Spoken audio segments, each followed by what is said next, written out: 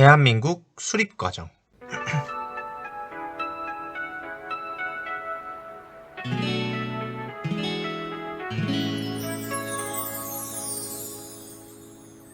이거 세상에서 제일 귀한 역사 수업 들려줄 테니 재밌게 들어줘. 오프닝송이 이제 꼭 끝나가니까는 집중한다 나랑 약속해줘요. 이건 세상에서 제일 귀한 역사 수업 들려줄 테니 재밌게 들어줘. 우철쌤의 역사 콘서트. 그렇게 미소공동위원회가 깨지자 1947년 11월 유엔에서 총회를 개최합니다. 한반도 문제 해결안을 결정하기 위해서 모였고요. 그 결과 인구 비례에 의한 남북 총선거가 결정됩니다. 그러자 북한과 소련이 크게 반발합니다. 남한에 유리한 결정이라며 크게 반발합니다. 왜 반발했냐면 당시 남한에는 논과 밭이 상대적으로 많았고 이것을 고스란히 농사를 짓기 위해서는 많은 사람들, 노동자, 농민들이 필요했습니다. 그러다 보니 인구 비례에 의한 선거를 하면 남한의 국회의원 수가 더 많이 뽑히게 되는 겁니다. 적은 인구수면 적은 인구수대로 적은 국회의원이 필요할 것이고 많은 인원이면 많은 인원대로 국회의원이 더 필요할 것이니까 이 인구 비례에 의한 남북 총선거는 북한한테 엄청 불리한 것이었죠. 또한 유엔은 한반도 정부 수립 결의안을 채택해서 임시정부를 구성한 뒤에 한 나라를 만들겠다라고 선포합니다. 이 회의 결과에 따라 1948년 1월 유엔 한국임시위원단이 파견됩니다. 그런데 남한 지역에서는 입국을 했지만 북한 지역에는 거부당하면서 유엔이 결정한 남북 총선거 시행이 어려워집니다. 그러자 유엔 한국임시위원단은 다시 한번 유엔에 이 상황을 전하게 되었고 이에 따라 유엔 소총회가 개최됩니다. 이 소총회를 통해서 유엔은 재결정안을 채택합니다. 선거 가능한 지역에서만 총선거를 진행하라. 이러자 김구등의 남북한 통일정부 수립을 주장하는 세력이 반발합니다. 남한 단독 총선거는 민족의 분단을 의미한다. 그러니 반드시 남북 총선거를 진행해야 한다라고 하죠. 1948년 2월 김구를 중심으로 한 세력이 남한의 대표로 북한과 협상하고자 합니다. 이때 참여한 사람이 북한의 김일성과 김두봉이고요. 남한의 김구, 김규식이었습니다. 이 남북협상은 평양에서 개최되었고요. 그 회담의 결과 외국군을 즉시 철수시키고 한국인의 임시정부 수립을 강조하고 남한 단독선거를 절대적으로 반대하는 그런 활동을 했습니다. 하지만 미국과 소련은 남북협상의 의견을 무시했고요. 남북한 입장은 시간이 흐름에 따라 점점 그 차이가 발생했고 결국 남북협상은 실패로 돌아가죠.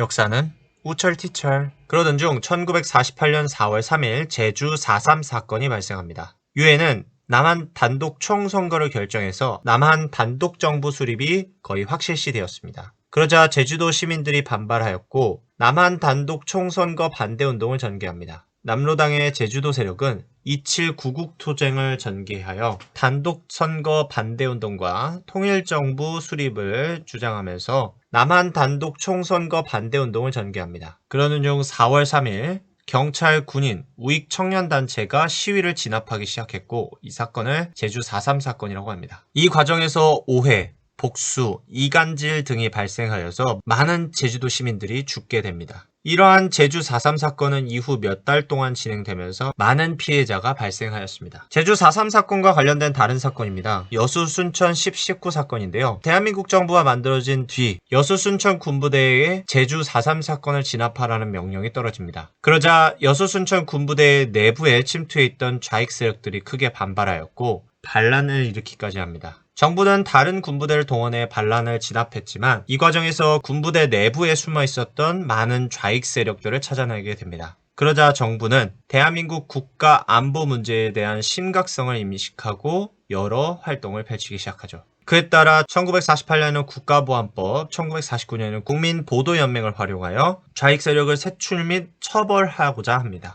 역사는 우철티철.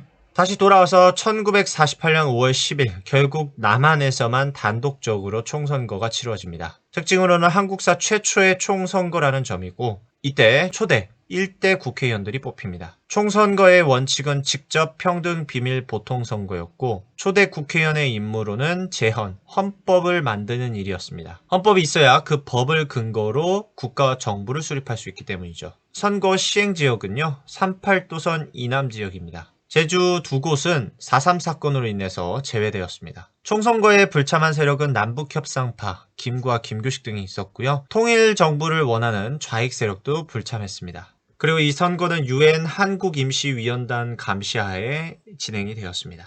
50총선거의 결과로 뽑힌 초대 국회의원들은 재헌 임무, 헌법을 만드는 임무를 가지고 있었기 때문에 재헌국회 또는 재헌국회의원이라고 부릅니다. 재헌국회는 총 198명이 뽑혀서 구성이 되었고요. 국호는 대한민국, 크게 될 한국인데 주인이 민국, 국민이다라고 해서 대한민국이란 이름이 되었습니다. 지금 여러분들이 보시는 게 바로 재헌헌법의 주요한 내용입니다. 쭉 살펴보시고요. 국가의 권력은 국민에게서 나온다. 국민에게 있다. 그 다음 민주공화정을 채택합니다. 대통령제를 시행했고 의원 내각제를 시행합니다.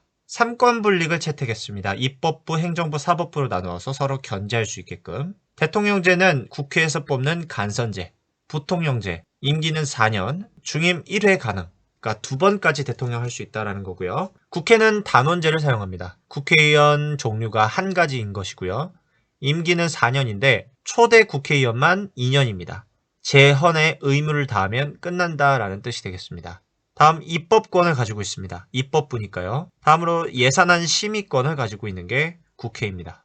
교육에 대한 내용은요. 국민의 균등하게 교육받을 권리를 보장해야 된다 강조했고요. 초등교육 의무와 무상을 강조했습니다.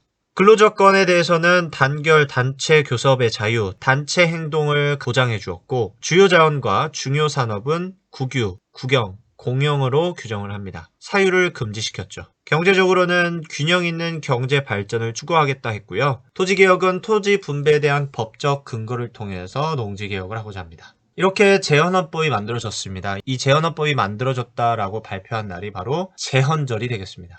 7월 17일이죠. 이런 과정 끝에 재헌국회가 대한민국 초대 대통령을 선출합니다. 초대 1대 대통령 이승만, 부통령 이시영이 당선이 되죠.